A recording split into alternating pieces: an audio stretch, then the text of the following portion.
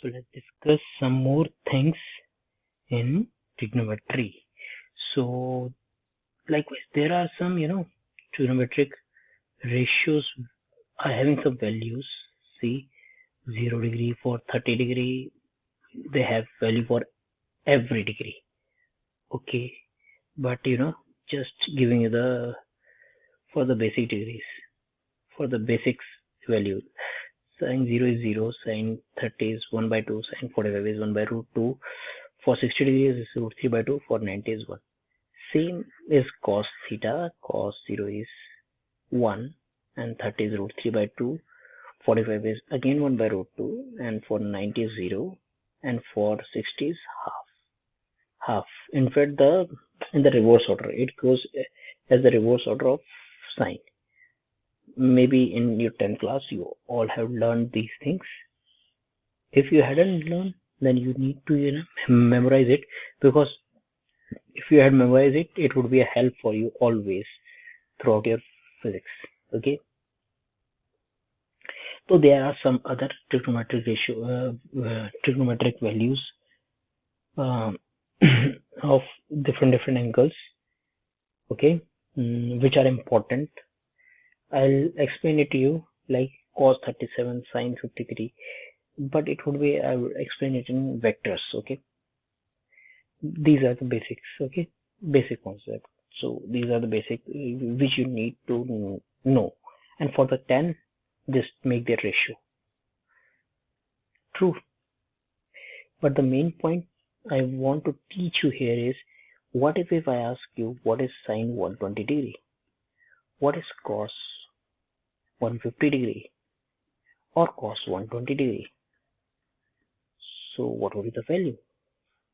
To reply those questions, I need to know one important property of sine and cos. If I say sine 180 minus plus theta, so it only becomes plus minus sine theta.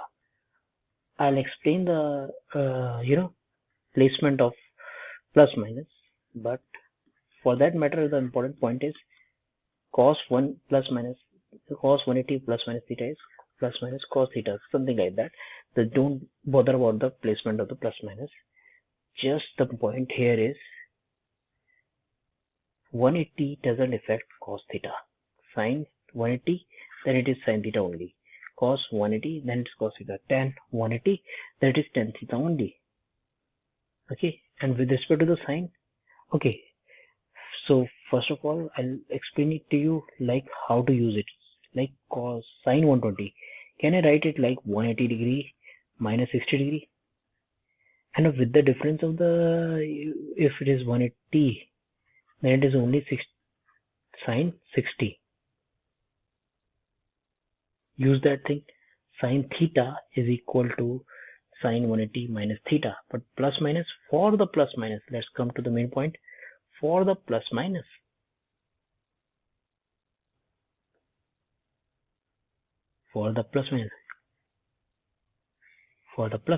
let's come to this point. After school to college, you need to just know this thing. I had to use this thing for the plus minus. This rule helped where the sine would be positive, where the cos would be positive, where the tan would be positive. After school to college, that means in the first quadrant, all trigonometric ratio will be positive. In the second quadrant, only sine trigonometric ratio would be positive. In the third quadrant, tangent, tan theta and cot theta would be positive. In the fourth quadrant, cos theta and sec theta would be positive. So after school to college, add sugar to coffee. In this way, you can memorize this rule. So let's talk about the application of that. If I say sine 120, so it would be positive or negative. Sine 180 minus 60, 180 with a difference of 180, it only becomes 60 only. But then you need to go sine 120 in which quadrant? Second quadrant, where it is positive, so positive. And for cos 120 degree, cos 180 minus 60 is again 120, so no difference. But the difference is I can write now cos 60 degree, that is root 3 by 2, and sin 60 would be root 3 by 2. Cos 60 is half. So plus half minus half. It is in second quadrant, and the second quadrant sign cos is negative. So negative. Say for example, I say find sine 210 degree, cos 330 degree. So 210 is sine 180 plus 30 degree. So it is only sine 30 degree. Yes, sine 30 is half, plus or minus. It is in the third quadrant, and in the third quadrant sine is negative. Cos 330 if I say, so I can write 360 minus 30. Okay, now 360 is also multiple of 180, so it's not going to change its value, so it's only become cos 30, and cos 30 is root 3 over 2. Positive negative, it is in the fourth quadrant, and in the fourth quadrant cos is positive, so positive. Okay, so thereby I can this is the application of that rule. Okay, so this is all with respect to the trigonometry. Although there are many things, I can make problems, hell lot of problems, and we can solve them, but this much is important. Actually, our goal is not to solve all the problems of mathematics here. Our goal is to get the basic idea, which would be useful for solving the problems of physics. So the next thing is calculus. Let's move towards the second important topic, calculus.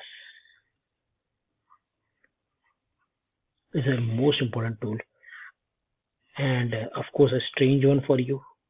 You had not been through this topic in your previous classes, but it is very important for you to solve the physics problems of 11th and 12th and Iitjee and Neet. So calculus is being divided into two important topics which we are going to deal with. First is differentiation, and second is integration. Okay, so let's take the first topic, differentiation, and try to understand it from the very basic point. So you have not heard this topic before, so I'll give you the basic idea of this. Don't worry, there is a man named as Matt. So to understand differentiation, I'm giving you this example. Differentiation is actually the rate of change of one variable with another variable. So here I took two variables. One is Matt height is one variable which is increasing by, take for example, 48 centimeters. In second variable is time in 2 years. So let's decode this statement more. So in 1 year it would be like 24 centimeters. So in 1 month it would be like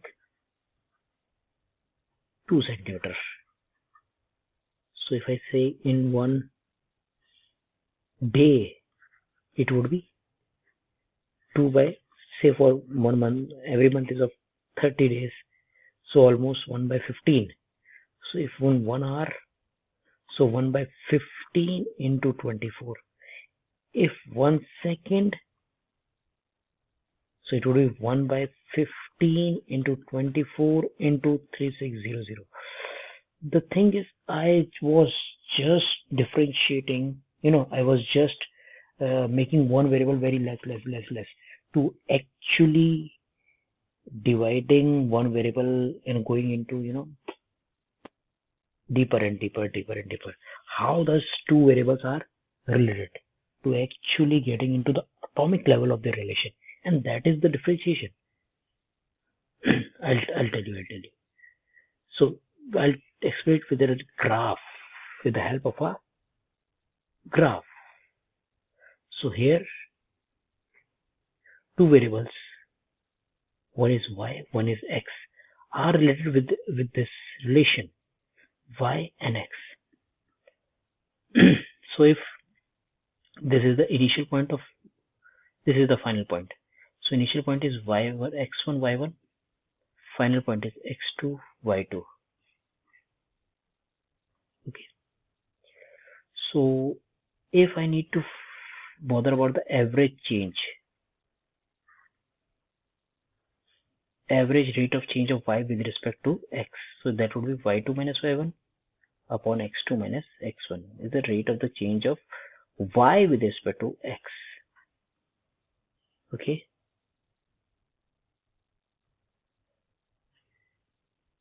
Actually gives the average rate of change of y with respect to the x. So what is actually y2 minus y1 is this. What is x2 minus x1 is this. So it is actually giving tan theta of this. This is actually the average rate of change.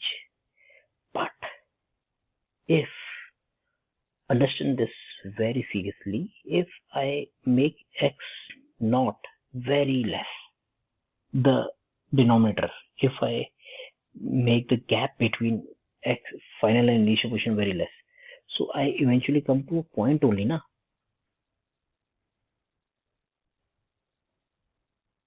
If I reduce this gap, first of all, interval, I was taking this and this, I was taking this and this, then reducing it so it becomes this and this, interval is reducing, then interval is reducing, then interval is reducing. Ultimately it would be only a point.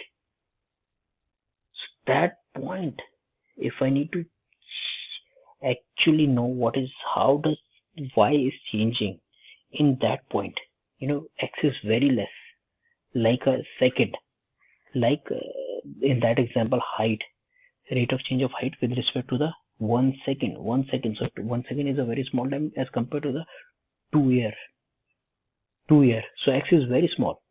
So here the rate of change of height, if I'm talking about, so that is only just a point now.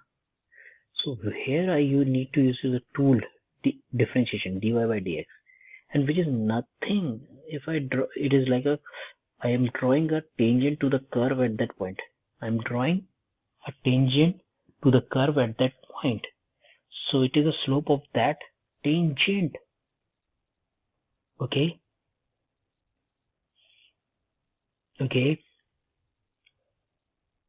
So that is the differentiation. The tool is the differentiation which gives the value of this thing, dy by dx. Otherwise it's very difficult to get. So this is actually the practical meaning of differentiation. Now there are some formulas given by, or you can derive them as well, for differentiation, different functions. Like if I say, what is the differentiation of this is a function, so what is the differentiation of this? It is 2x.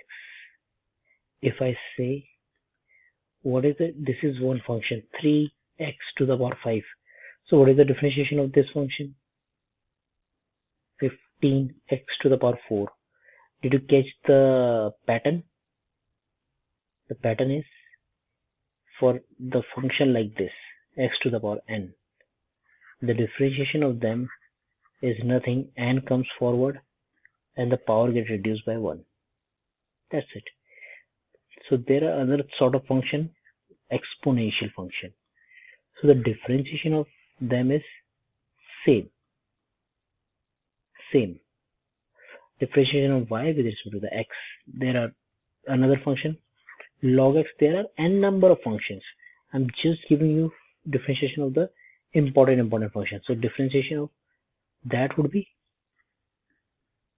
1 by x, nothing. Okay.